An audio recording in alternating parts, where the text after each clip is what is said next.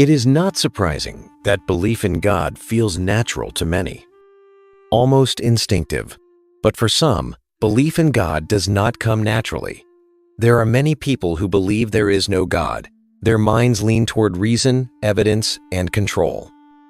A recent Gallup survey found that roughly a quarter to a third of the world's population believe there is no God. Startling numbers. But today's video is not about whether there is a God or not. That is a story for another day, and if that is something you are interested in, we can table that for another video. But today, we're unpacking the psychology of people who believe there is no God, and what that reveals about how belief systems form in humans. We are not judging here or calling out people who say there is no God as being wrong. That's not what this video is about. For some people, disbelief in God isn't rebellion, and we will dive into that in a bit. But for many, believing there is no God is just the mind's way of making sense of a world that often feels chaotic. Even though belief in a higher power can bring comfort to many, but for others, it raises more questions than it answers. Questions like, how can a loving God allow pain? Why do bad things happen to good people? And if God exists, why can't we prove it? Where is the evidence? And if I don't believe in the existence of God, am I disadvantaged in any way? To someone with a logical, evidence-driven brain, faith feels like a vague answer to precise questions. And because of this, disbelief becomes their way of staying intellectually honest. Psychologists often describe this as cognitive closure, the mind's need to resolve uncertainty. Some people achieve closure through belief, others through disbelief. Both are psychological attempts to bring order to the unknown.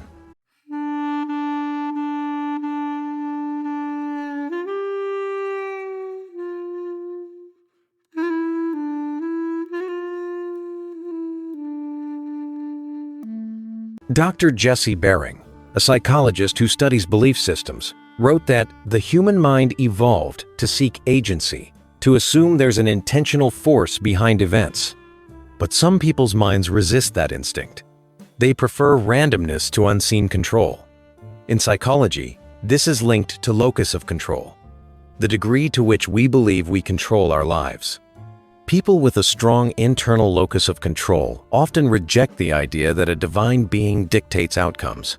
They instead believe their choices, not fate or faith, shape their lives. So when life feels uncertain, the believer might say, "It's in God's hands." The non-believer says, "It's in mine." Belief or disbelief doesn't appear from nowhere. It's often shaped early by family, by environment, by how safe the world felt as a child. Attachment theory, founded by psychologist John Bowlby, suggests that children who grow up with consistent care tend to develop secure attachments. They learn to trust, to depend, to believe. Children who grow up with inconsistency or absence often develop avoidant attachments. They rely on themselves, emotionally and mentally. This carries into adulthood. If trust was fragile early in childhood, belief in something unseen may feel foreign in adulthood. Not because the person hates faith, but because their brain was trained to depend only on what it can see, test, and verify. For these ones, disbelief is not defiance. It's self-protection. Viktor Frankl, a psychiatrist and Holocaust survivor, once wrote, "Those who have a why to live can bear almost any how." He believed that humans are meaning-seeking creatures, but not everyone finds that meaning in God. Existential psychologists describe this as secular meaning-making, the ability to find purpose through human values, relationships, creativity, or contribution rather than faith. When a person who doesn't believe in God feels awe at a sunrise, at music, at love, they don't see it as divine proof. It doesn't signal to them that there is a God. Instead, they see human beauty, human resilience. They build meaning horizontally, across people, instead of vertically, toward heaven. And that meaning feels no less real. Cognitive scientists have long studied why belief in gods is so common. One theory, called the hyperactive agency detection hypothesis, suggests our brains evolved to assume there's a mind or a higher power behind every event. If we hear rustling in the bushes, we assume it's a predator, not the wind. That instinct kept early humans alive. Over time, that same pattern recognition may have given rise to belief in invisible agents, things like spirits, gods, destiny. But in some people, that instinct is weaker.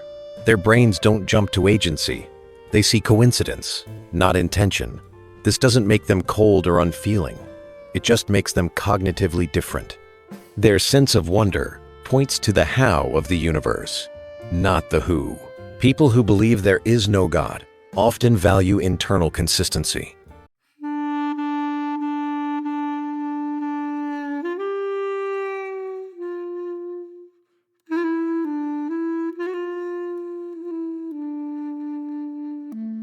Psychologists call this cognitive consonance, the comfort of alignment between beliefs and evidence. When they encounter contradictions, like suffering in a supposedly just world, it creates cognitive dissonance. To resolve that discomfort, they let go of belief rather than bend logic. That choice often feels like integrity, not loss. In their minds, truth matters more than comfort. As one philosopher put it, "I would rather have questions that can't be answered than answers that can't be questioned." Humans are social learners. We mirror what our groups value. In psychology, this is known as social identity theory, the idea that belief systems often form around belonging. For many believers, faith is part of that belonging. But for non-believers, disbelief can serve the same role, a shared value system that replaces religion.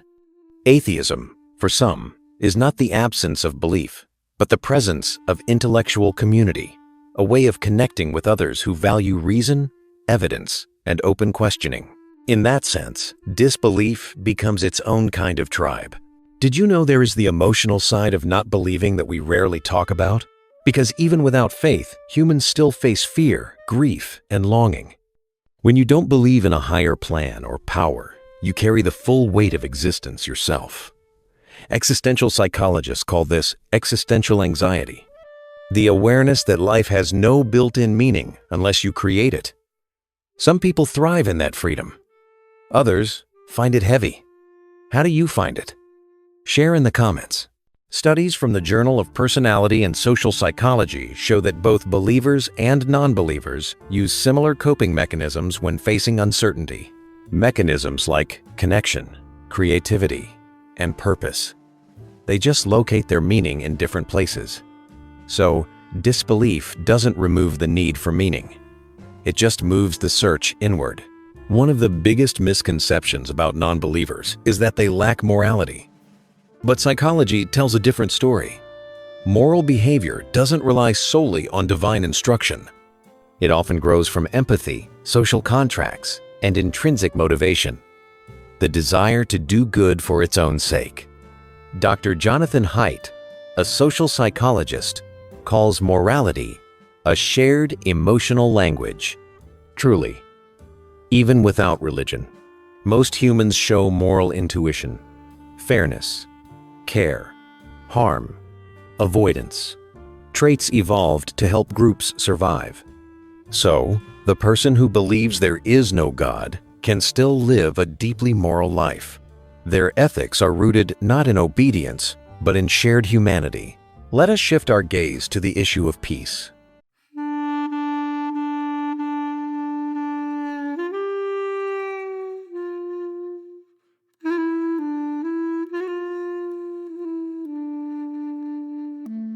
Let me ask you, does believing in God give people more peace than not believing? Some people find peace in certainty. Others find peace in questioning. Psychologists studying the intolerance of uncertainty have found that belief in God often lowers anxiety. It offers a sense of structure. But for some, that same structure feels limiting. Their minds experience peace not from surrender, but from comprehension. They don't reject belief to provoke. They reject it to stay mentally aligned with their need for clarity and proof. For them, mystery isn't sacred. It's a puzzle waiting to be solved. For many non-believers, the statement, "there is no God," isn't a declaration of cynicism. It's an assertion of autonomy. It says, I am responsible for my choices. I am accountable for my meaning. This aligns with self-determination theory, the psychological need for autonomy, competence, and relatedness. Disbelief gives them agency over their narrative. In their worldview, the beauty of life comes from its rarity, not its design. And the tragedy of death gives urgency to living fully, not fear of afterlife consequences. Their morality is immediate. Their gratitude is human, and their hope is practical. Still, behind that rational confidence can lie something quieter, a small ache that psychologists sometimes call existential loneliness. The sense that no matter how much you understand the world, there's no ultimate witness to it, no cosmic listener, no grand narrative, just you. For some, that's liberating. For others, it's haunting. In therapy, this often shows up as a longing not for God, but for connection, something larger than the self.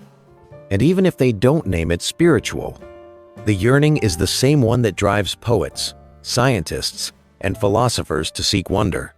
Because wonder, that feeling of awe, is a bridge between belief and disbelief.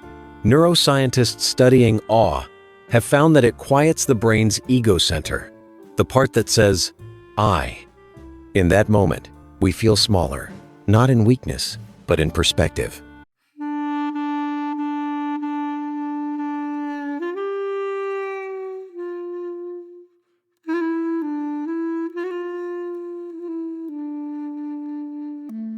Believers might call that divine presence. Non-believers might call it the vastness of nature. Different language, same emotion. Dr. Dacher Keltner, who studies awe at UC Berkeley, says that awe helps us transcend the small self. And in those transcendent moments, music, stars, love, grief, even the most rational mind feels something that words can't hold. That, psychologists say, is where belief and disbelief touch. Think about it. Maybe that's the truth about belief. Not that one side is right and the other wrong, but that both are human responses to the same mystery. The believer says, there must be more. The non-believer says, there must be an explanation. Both are searching. Both are thinking. Both are trying to make sense of being here. So, what does psychology tell us about people who believe there is no God? Well, it tells us that they have a choice, that they are not broken, they are not cold, they are not lost. They are just wired to find meaning in proof instead of faith, in reason instead of revelation. Who are we to judge?